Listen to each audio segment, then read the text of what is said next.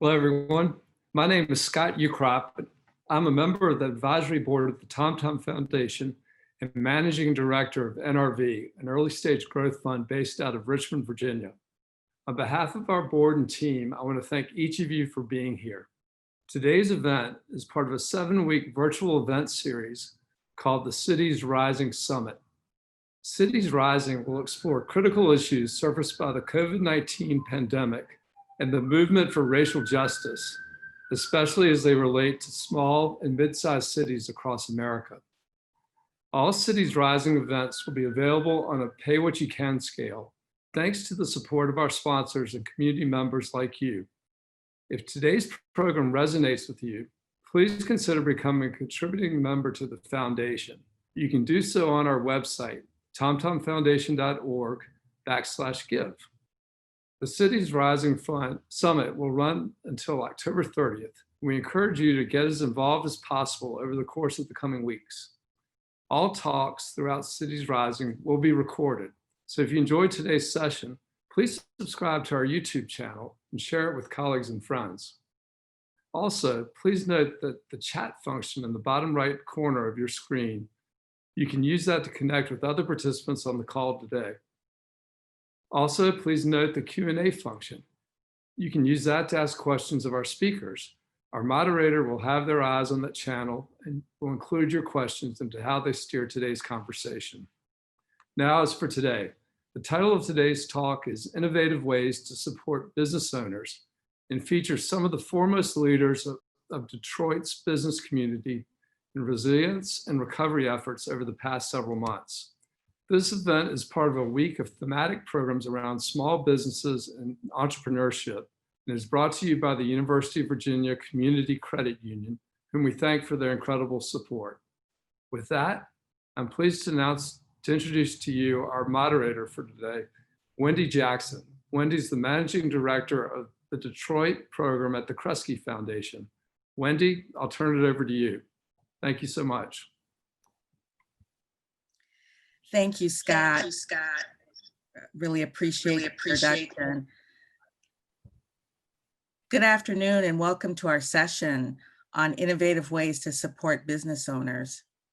Again, I'm Wendy Jackson and I serve as a managing director at the Kresge Foundation for our Detroit program.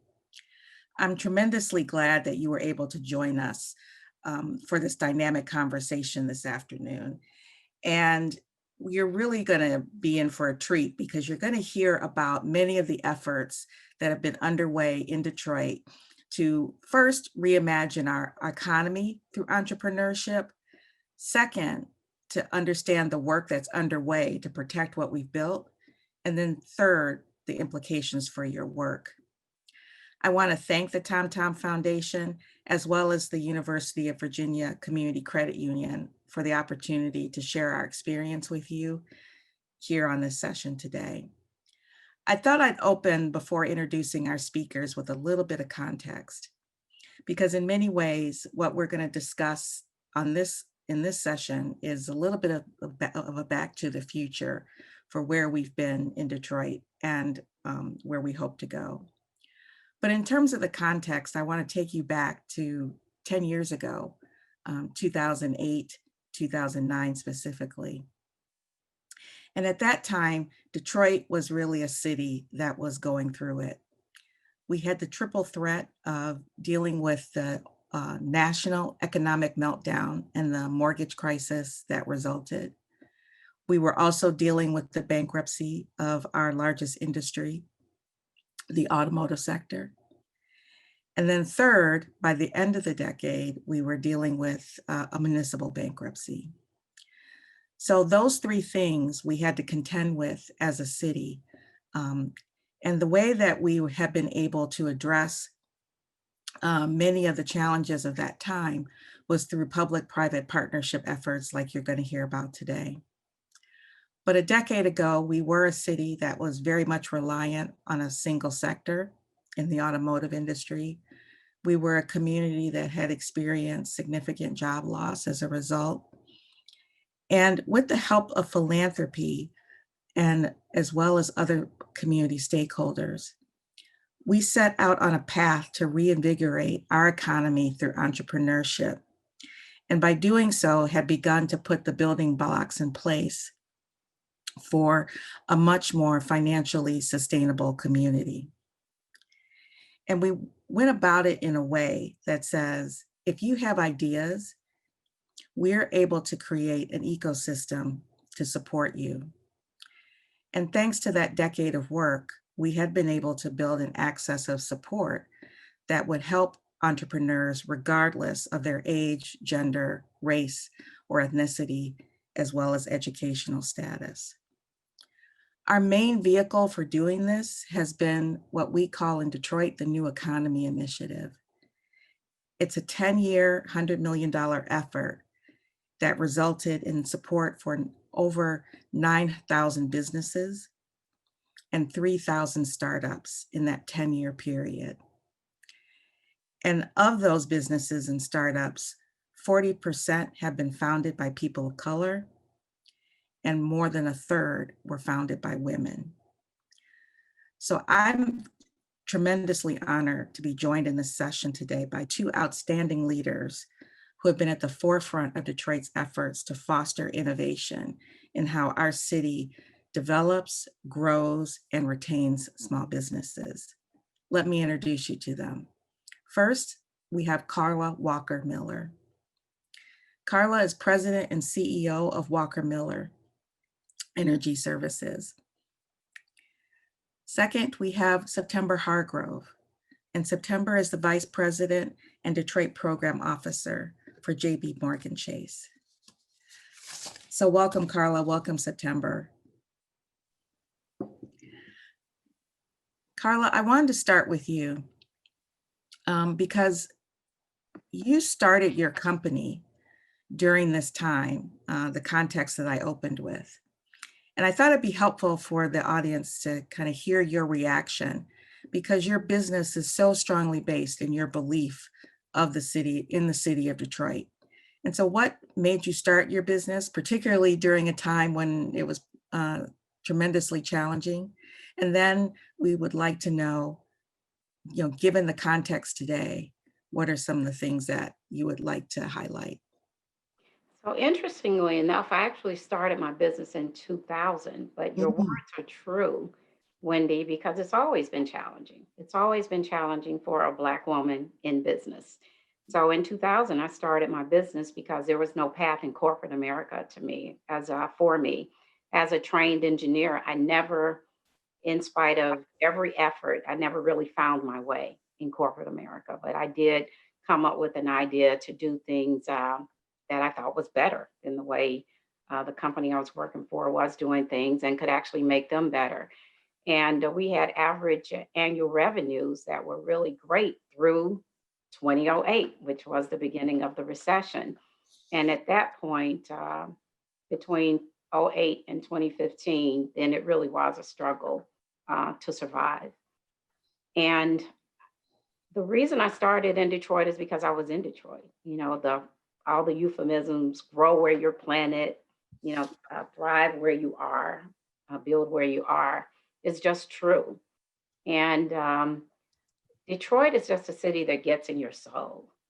I'm not originally from Detroit, but I quickly went from ridiculing it, and I'm ashamed to say that because I was from the outside, to really loving Detroit and fighting for Detroit because it is so gritty, because there are so many challenges, but there are also so many incredibly committed people. I've never lived in a city where so many people were making such a big difference in so many small ways.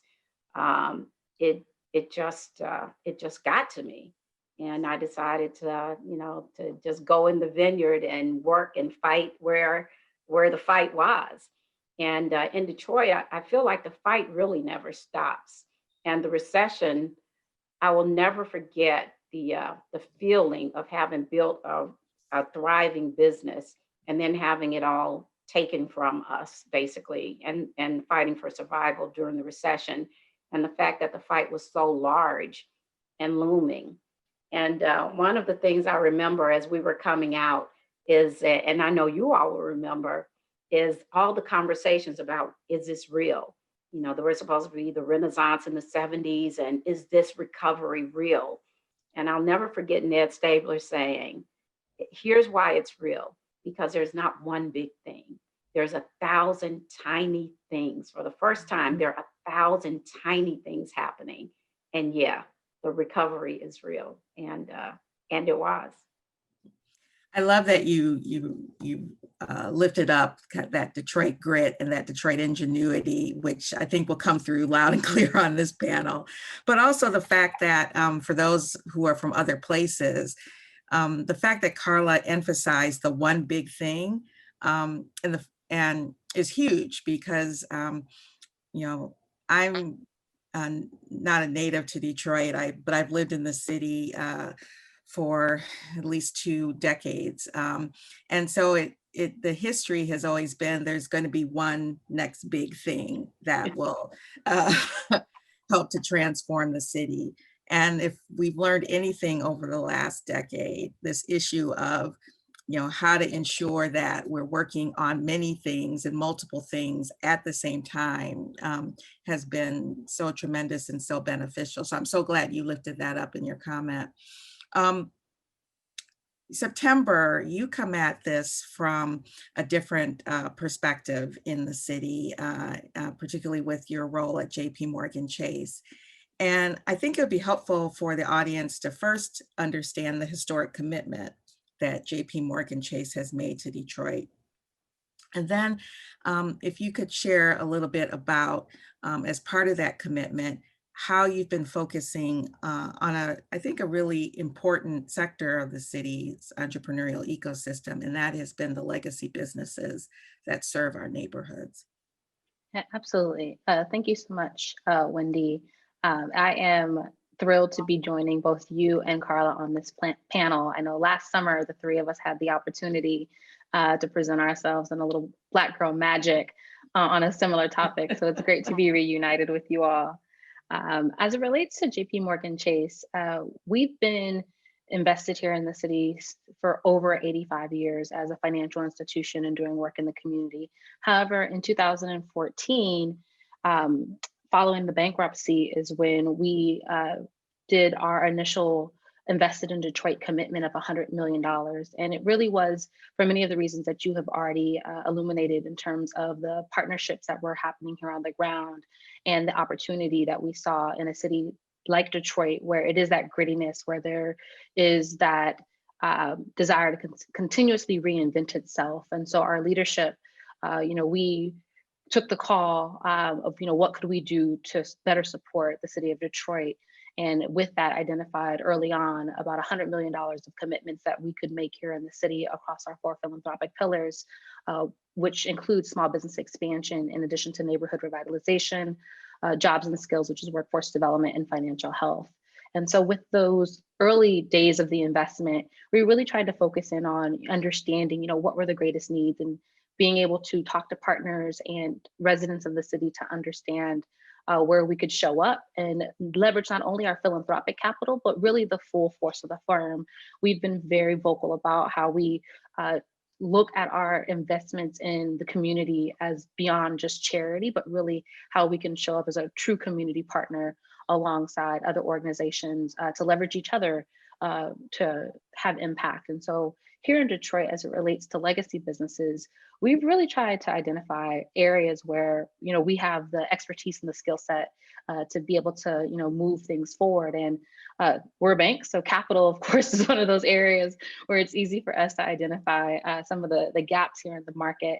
And one of our signature programs that we've created to support legacy businesses has been the Entrepreneurs of Color Fund, which we actually, very well as a partner on that investment. But it's a $22 million fund with a CDFI partnered Detroit Development Fund that was created specifically for the challenge of minority entrepreneurs that couldn't access capital from traditional lenders.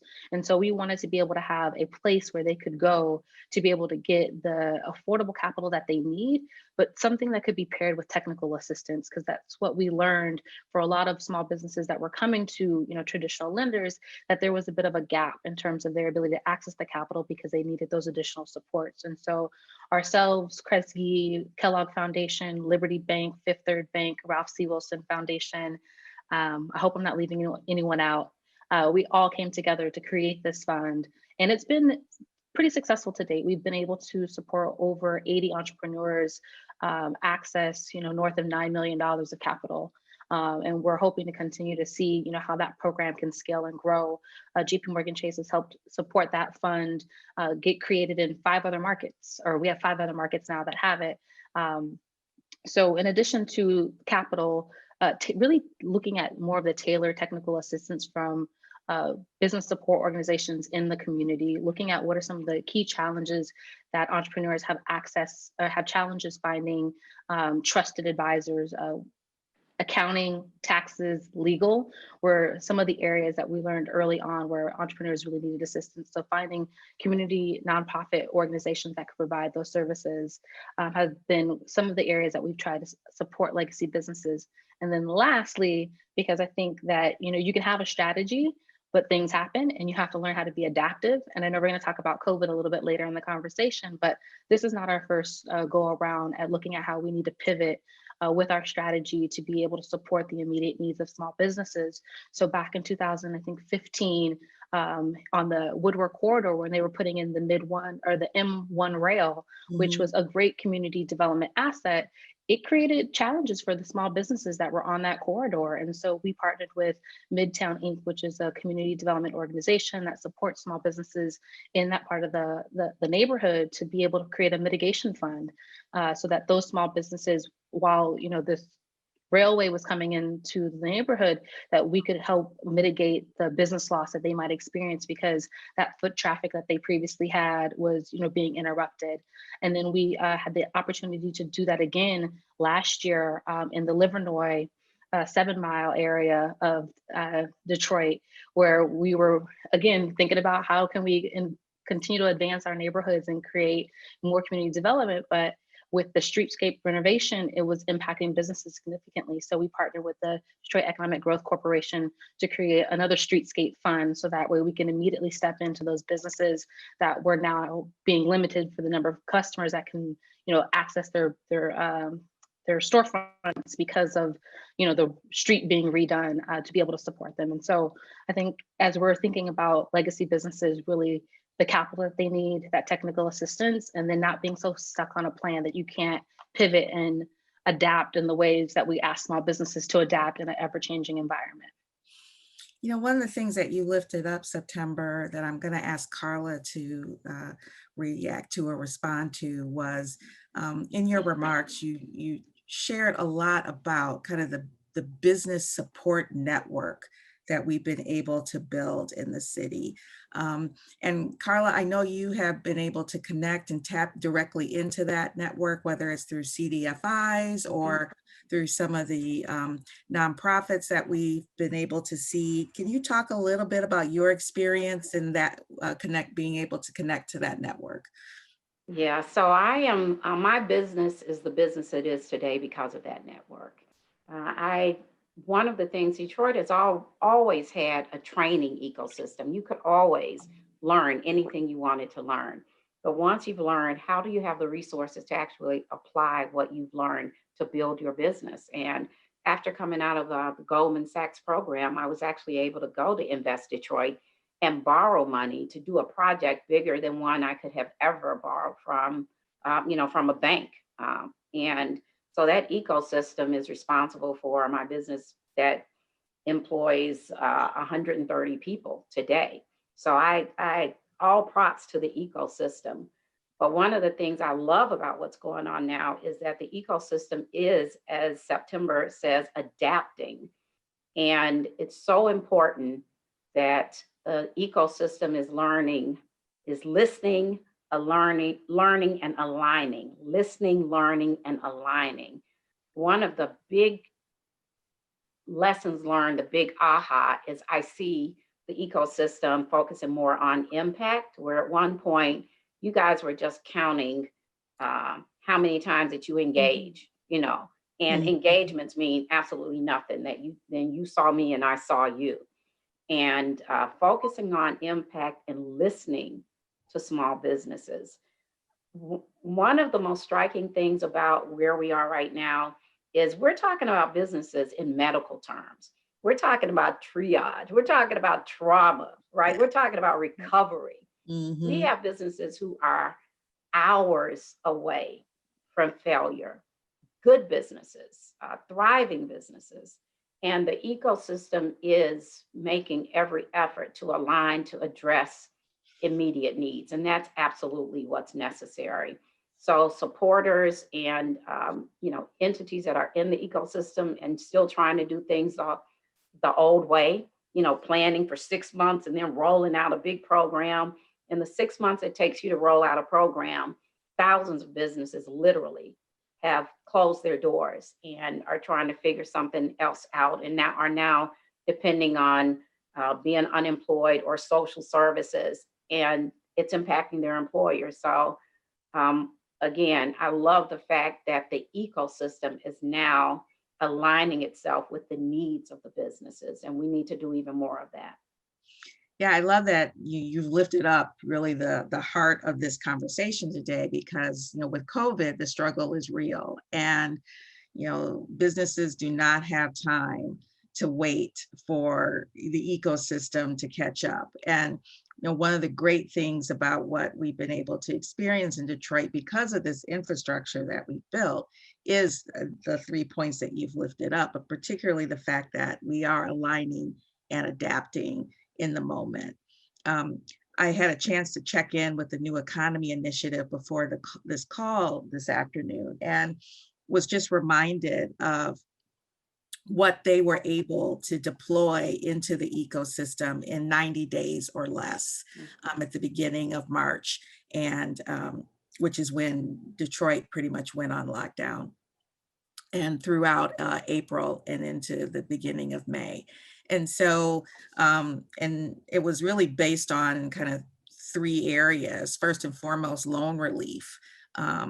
And of the 230 businesses that they were able to serve, because of many of you, they have found that 225 are still open, which is pretty tremendous given the shock to the system. But loan relief, rent relief, help with personal protection equipment, and other kinds of practical assistance. I know, September, that you were kind of looking at this big picture during that span of 90 days when we first were experiencing a lot of the devastation of COVID. What was your perspective from the bank, and how did you respond? Yeah, so as a financial institution, like many others, we're trying to figure out PPP.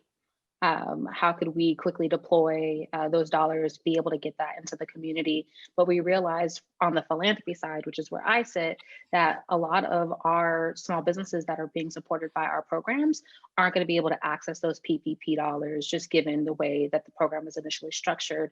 And so looking at, how they could be able to connect to community lenders that were able to provide resources. And then also, what are some of the grant programs that we could help stand up really quickly to provide that immediate relief, because that's what they needed, relief right away.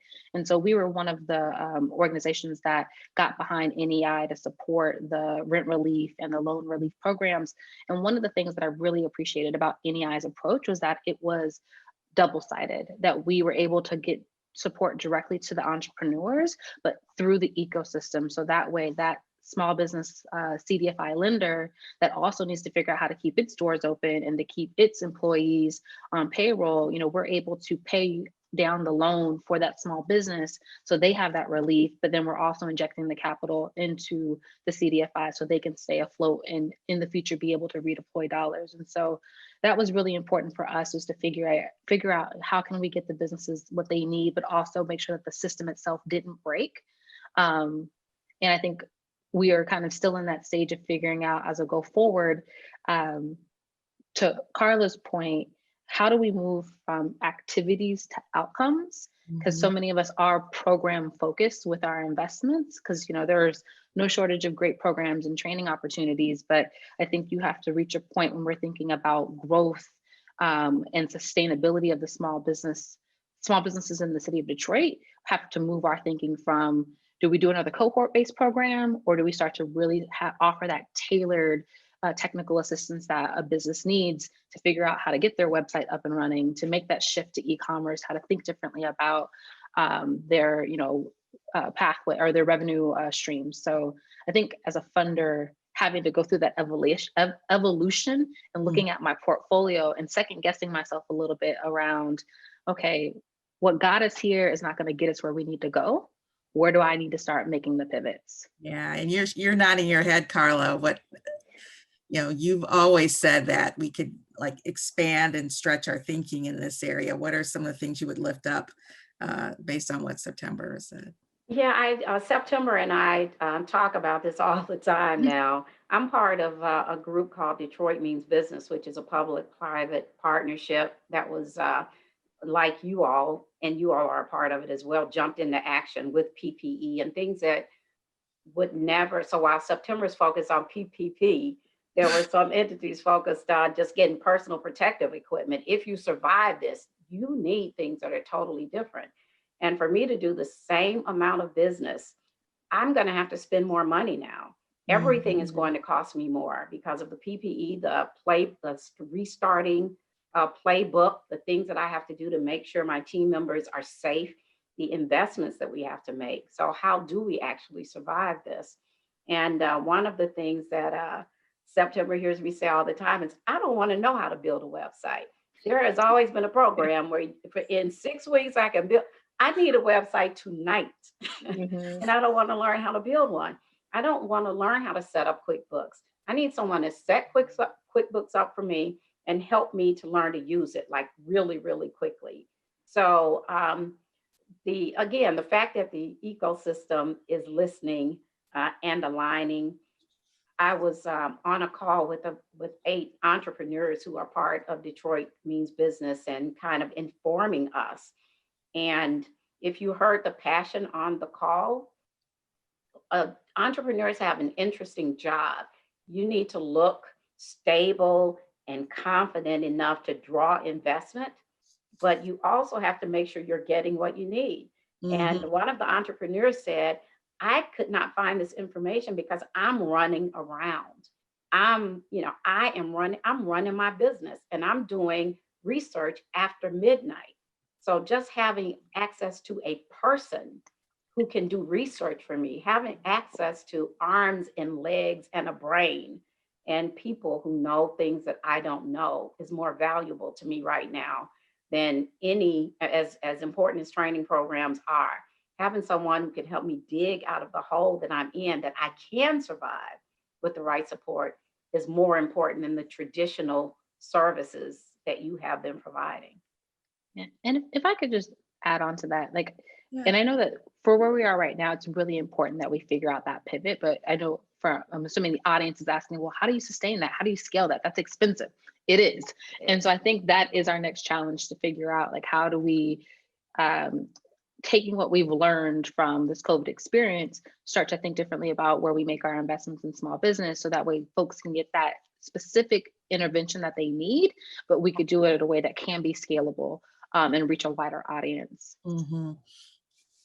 If I may, Wendy, can I just, one of the things that's most interesting to me is there are so many important entities in the ecosystem, some very small and just grassroots gritty, and some who are larger and sophisticated and know exactly what they're doing.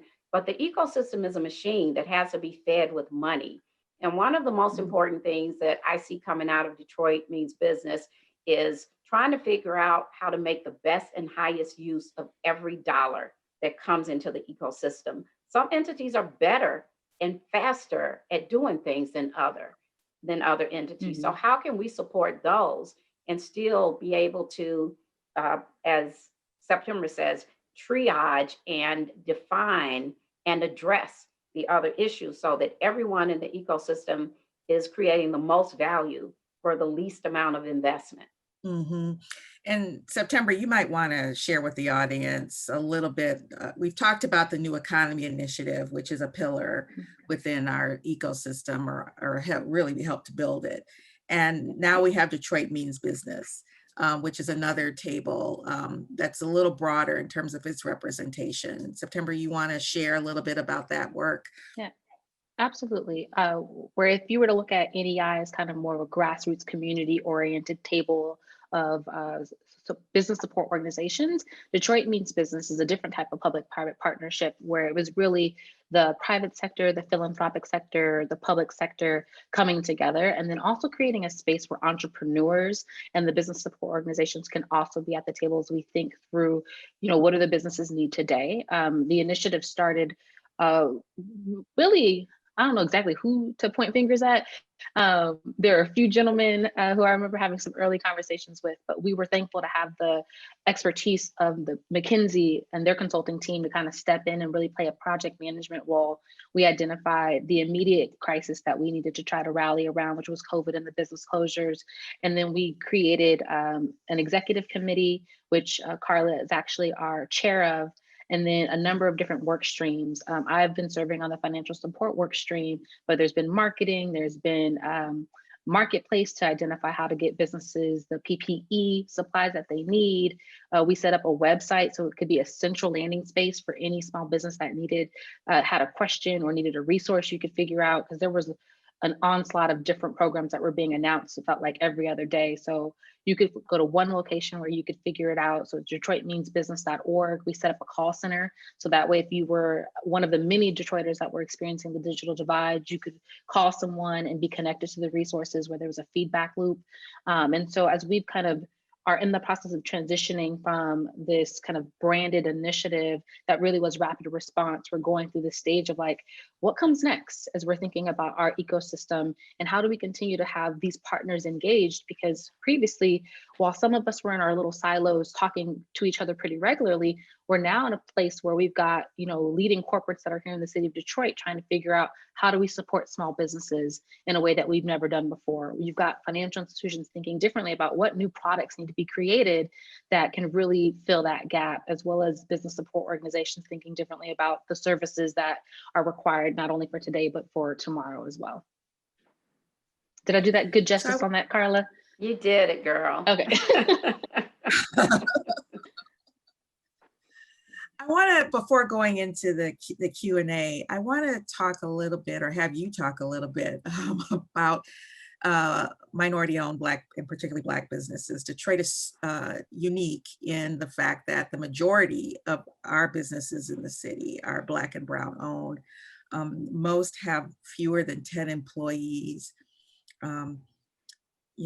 Even with all of that we've built over the last decade, this particular period with COVID and the last 6 months, has been a tremendous hit.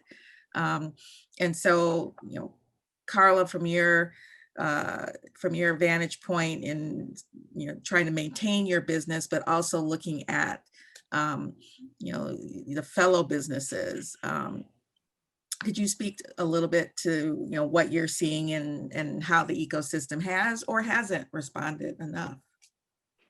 So the interesting, Detroit is unique in so many ways, but one of the things is that as a hotspot, everything we are doing with this huge hole in our hearts because we were victimized. We are still being victimized. We are ravaged by COVID. I'm actually and the next day or two going to be attending an award where Pam Lewis from NEI is receiving an award in the name of a dear friend and super entrepreneur and advocate, Marlo Stoudemire. So everything we're doing damaged. Mhm. And so the backdrop that is deep. So we really are, we've just had a triple whammy. And I think that the unity that really is driven because we are, we're just survivors. It's just what we do. Mhm. And being very careful. One of the things I caution people is that a lot of us are talking about now that we've restarted. And there are so many small businesses that haven't restarted. There are small businesses that haven't even figured out whether they can restart, whether they will be able to restart, whether it's smart for them to restart, whether it's smarter for their livelihoods and their lives to shut it down. And if they decide to shut it down, how do they do that with the least amount of damage to themselves? One of the things that we talk about all the time is, as a small business, there is no real distinction between your personal credit and your business credit. So if I shut down my business, I'm losing a lot more than just my business livelihood. It's going to be a hit to, how can I recover from that? So the discussions are tough. They're intimate. I was literally in a discussion with a few small businesses, and one of the topics was, how do you close? And one of the business owners said, I don't want to have this discussion. I don't even want to talk about how I close. You all don't realize how much of my life, not just my business, but how much of my life is tied into this business. So she wasn't ready. We want to figure out where is my salvation? How do I survive? Not how do I close? And for many businesses, the discussion of how do I close needs to be had, because at some point you're going to shut down and it's going to be ugly and it's going to be damaging. And the recovery is going to be even harder because we didn't think this through. So there's so many conversations, so many important conversations that are happening real time between so many people, but there are also so many entities who are more than ever before willing to have those conversations. Mhm. So for all of the announcements about people willing to invest in the ecosystem, again, my plea is that you are open to listening to small businesses about what small businesses need. There are some small businesses that $500 will keep them from failing. There are some businesses for whom $500 will make a difference. And there are other businesses that you can put $50,000 in and it will only delay their failure. Mm. So how do you determine which is which? You have to listen and provide the right resources for every single business to work through it. In September, with your work, you're going across the spectrum that Carla just lifted up, from the very, very small to some of the larger Black and Brown owned businesses. And you touched on the Entrepreneurs of Color Fund, which was such a unique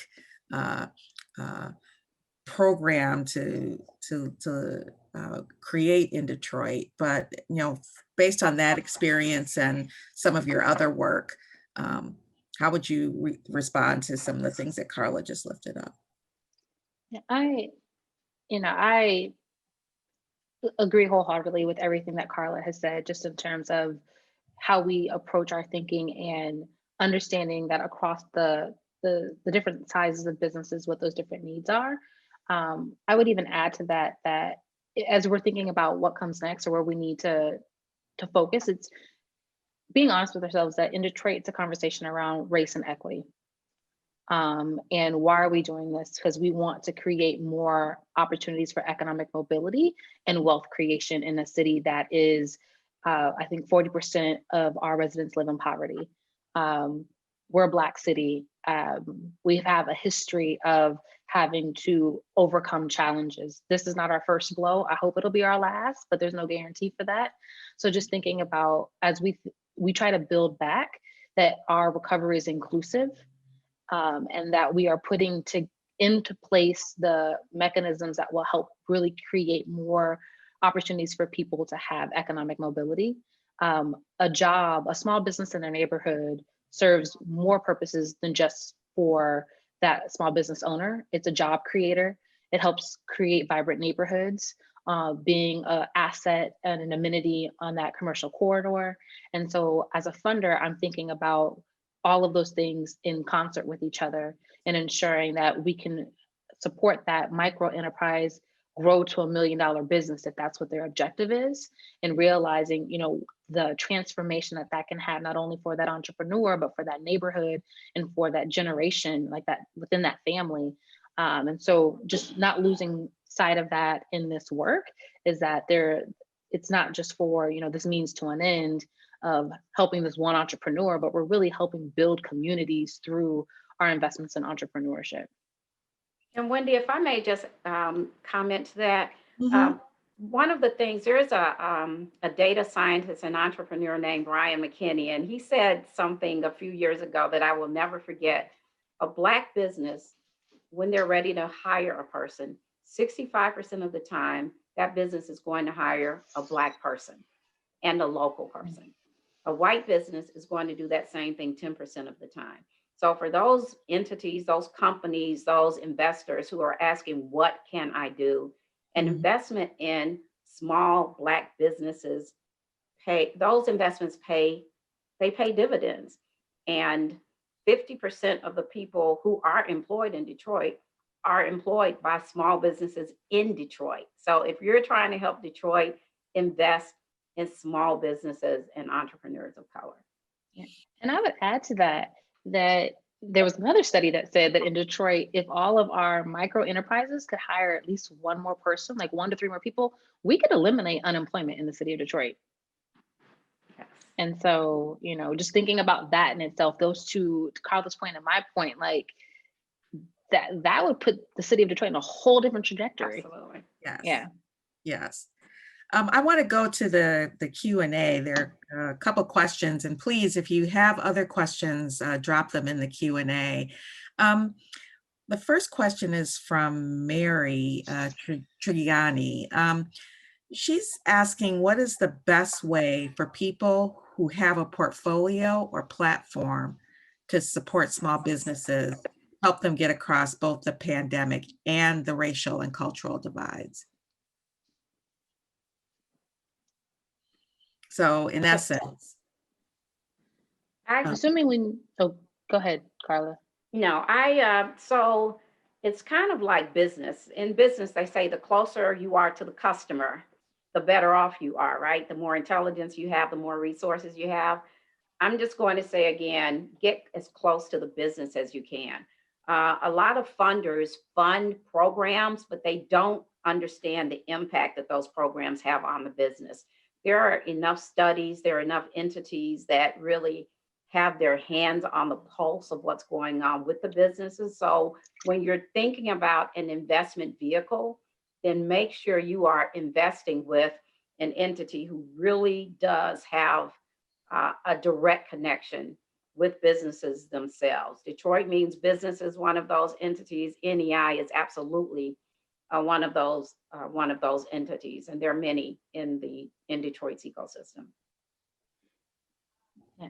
And I would also add that I'm assuming by platform, you mean that you have like some way to communicate with others, help people, or direct people to like buy from Black businesses, to procure with Black businesses, to help inform people that, what businesses are open. I think that, how you as a consumer can, the power of your dollar is extremely important, especially in times like these. Figuring out how you can just support a business through being a customer. I know in the city of Detroit, I feel like I get these Tuesday emails where they highlight a new business that's open that you can go and purchase from. And so I think, at the individual level, if you're asking yourself, what can I do today to make a difference? It could be just going onto your social platform and say, hey, here are 5 Black businesses that are open today that you could purchase from. Yeah, we've seen some exciting innovations in that regard, whether it's through email or apps, just a lot of different opportunities to highlight the businesses that are open and encourage folks to make sure that they purchase from those businesses. We have another question. First, a congratulations to the work that you're doing and others are doing in Detroit, but the second question is about micro businesses and what kind of funding or supports are we giving in the ecosystem as it relates to helping them transition to virtual environments. But I liken this question to, how are we helping the smallest of the small businesses through this time? Those are the businesses I think that I'm most worried about because some of those businesses are mom and pop shops. Some of them are just mom and mom shops. Some of them are auntie shops, and they aren't even necessarily online. And one of the things that we've done at Detroit Means Business is when you're working with high tech people and you're trying to convince them to do something very, very, very low tech, like send postcards to addresses. It really is in recognition of the fact that everyone isn't online. There are worthy businesses that are supporting families and they don't know how to use a computer. They are selling plates and they are doing alterations, and they still deserve to have access to everything that this ecosystem has to offer. So when we talk about, part of triage is realizing that those businesses have the same urgency, but you really have to dig deep to find ways to get them to connect. The other thing is that there is a trust issue. The ecosystem has not treated everyone fairly, and having a relationship and a legacy within the ecosystem is one of the most sure ways to get help. And we right now need to be helping people who don't have those natural relationships and who aren't even inclined to come because of their histories with the ecosystem. So, they say if you want something different, you have to do something different. And we have to really, really dig deep to do different things to address micro businesses. Mm-hmm. Yeah.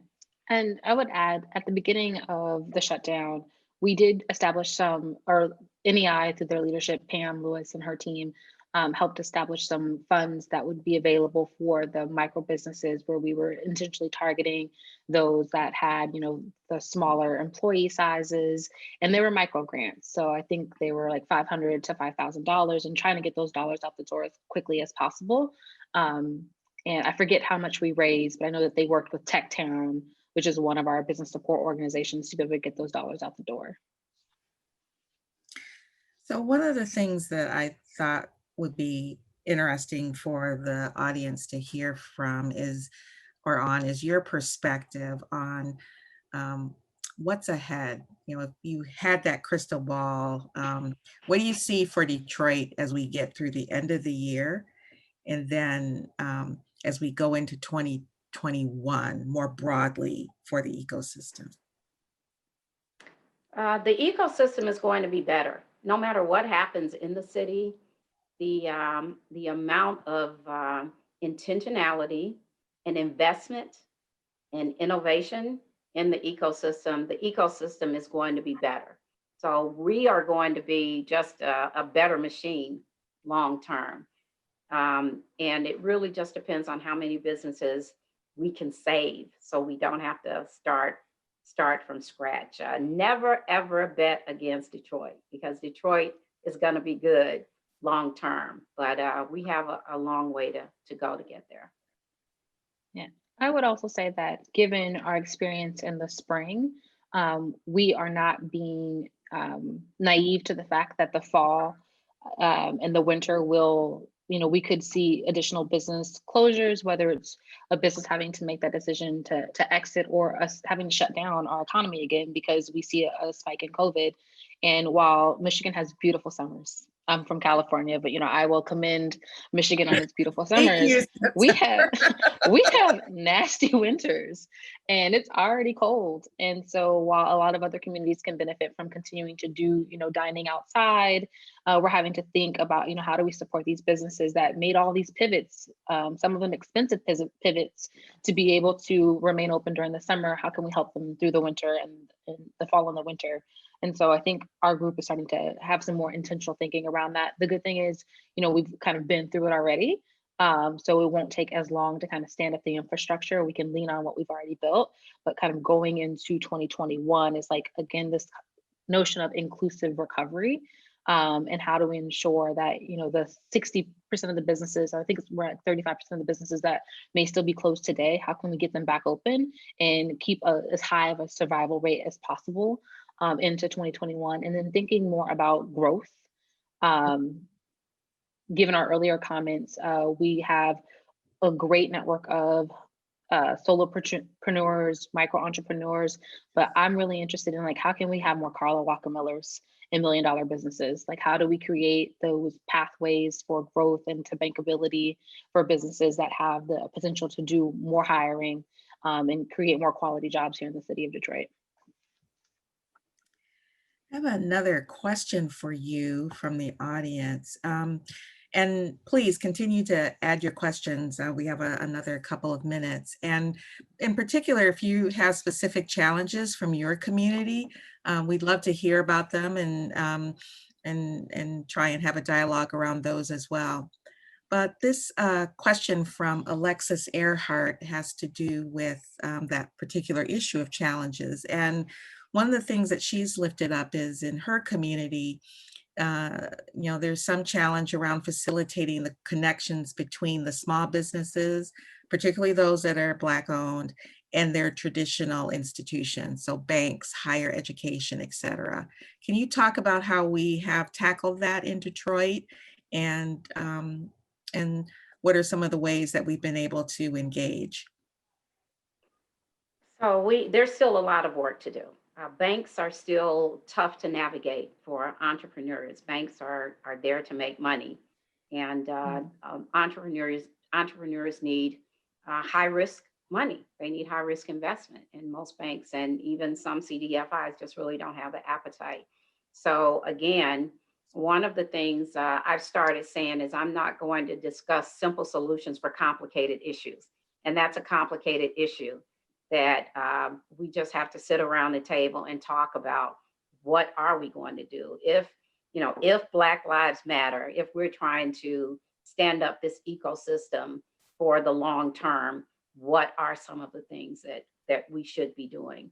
And one of the things is not only the on-ramp to the bank where a business has the likelihood for success versus frustration, but also how do we make sure those businesses have sustainable support that allows them to go from just viability to wealth creation, as September references. Yeah, and I would say that a lot of financial institutions are grappling with this right now. We've all been counting the press announcements that have come out with these high dollar figures of how they plan to do more lending in communities of color. And I think it's just the accountability piece, like how do we hold these institutions accountable? I know one of the things that I get the privilege of being able to do as the program officer in Detroit, I go to my bankers and I help educate them on the businesses that we're supporting through our nonprofit programs and exposing them to what those programs look like, who those businesses are, and getting a better understanding from them, like what does it take to be able to be banked by a bank like ours? That's what my nonprofit needs to know, because as they're helping that business and doing that initial loan and giving them that TA, I want to make sure that, when they're ready, whether they come to Chase or any other financial institution, they know what the expectations are. They know what our credit box is. They know what the underwriting standards are. They know not to show up with a box full of receipts, but to have their information properly accounted for. And so I think being able to to break down that barrier that exists between the banker and the business and just start to build that relationship, because that's what it is relationship banking. And so how can we broker that, at least me being in my position, to expose my bankers to as many of our small businesses and vice versa as possible, I think is really important. Also, in answer to Alexis' question, one of the things that we were able to do at the Kresge Foundation is think also about some of the trusted partners that small businesses have been connecting with. So to ensure that more small businesses had access, particularly nonprofits had access to the Paycheck Protection Program, we were able to invest in CDFIs, which are a little closer to the ground in some of our neighborhoods. And so we tried to think about ways to invest in the trusted partners that are already connected with some of the small businesses in Detroit neighborhoods to facilitate access to capital. Wendy, another thing that would be really, really helpful would be a trusted vendor network. There are so many businesses, including mine, that's been taken advantage of by accountants, website builders, all kinds of people providing us services that we are buying for for as cheap as possible just because of our cash flow. And having someone